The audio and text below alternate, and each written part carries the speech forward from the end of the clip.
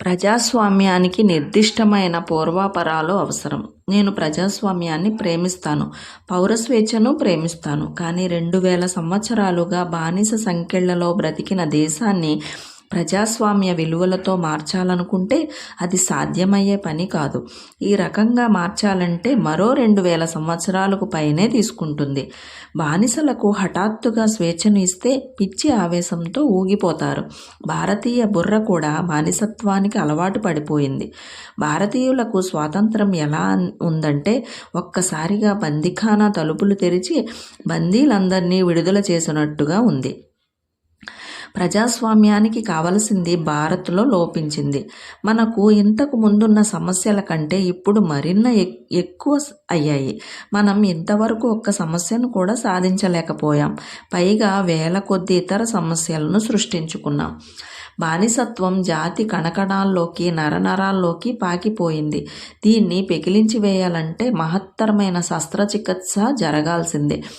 స్వేచ్ఛగా ఉండండి అని జనాలకు చెబితే సరిపోదు. అన్య భావజాల రూపమైన ఈ దత్త ప్రజాస్వామ్య వ్యవస్థకు శస్త్రచికిత్స చేయాలి. ఎందుకంటే మన వాళ్ళ ఉద్దేశంలో ప్రజాస్వామ్యం అంటే స్వేచ్ఛగా ఉండండి, స్వతంత్రంగా ఉండండి, మీకు మీరే ప్రభువులు అని జనాలకు చెప్పడమే కానీ అంతకంటే ఇంకేమీ లేదు. కానీ ఇలాంటిదేమీ పనికిరాదు. ఇది ఎలా ఉందంటే ఒక రోగి ముందుకు వెళ్ళి ఆరోగ్యంగా ఉండు అని ఉబుసుపోక ఊదరగొట్టినట్లు ఉంది. శస్త్రచికిత్స అవసరం ఉంది ఇప్పుడు. ఏదో తూతు మంత్రంగా చేసే చికిత్స కాదు ఇప్పుడు. ఆ మూలాగ్రం మార్చివేసే బలమైన శస్త్రచికిత్స జరగాలి ఇప్పుడు. ఇది జరగాలంటే కనీసం 15 సంవత్సరాల పాటు ఔదార్యంతో కూడిన ఉపకార బుద్ధితో కూడిన నియంతృత్వంలో దేశపాలన జరిగితే తప్ప సాధ్యం కాదు.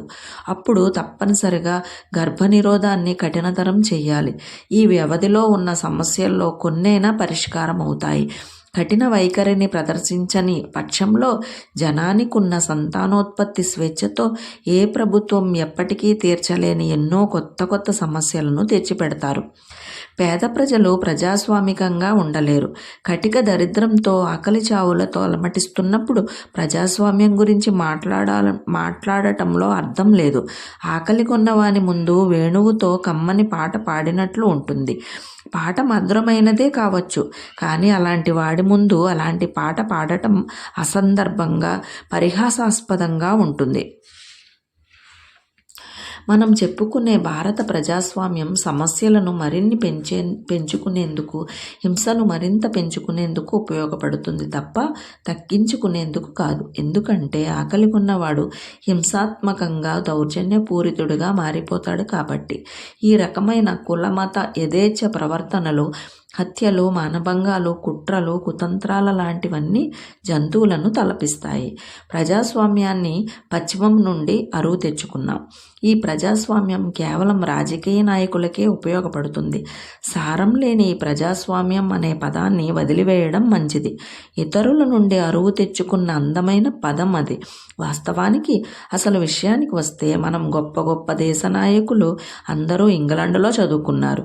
అక్కడ ప్రజాస్వామ్యం అద్భుతంగా పనిచేయడాన్ని చూశారు వారు. తర్వాత భారత్కు వచ్చి అదే చేశారు. కానీ అదేమో ఇక్కడ వికటించింది. నిజమే, ప్రజాస్వామ్యం ఇంగ్లాండ్లో చక్కగా పనిచేస్తుంది.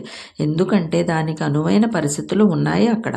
మరి అలాంటి పూర్వపర పరిస్థితులు ఎక్కడ ఉన్నాయి? దానికి అనుకూల వాతావరణం లేదు మన దగ్గర. అందుకే భారత్ ముందుగా తన సంస్కృతి గురించి, చరిత్ర గురించి, తన గతం గురించి ఆత్మపరిశీలన చేసుకుంటే దాన్ని బట్టి మనకు అన్ని విధాలుగా సరిపోయే ఓ మంచి ప్రభుత్వాన్ని మనం సృష్టించుకోవచ్చు.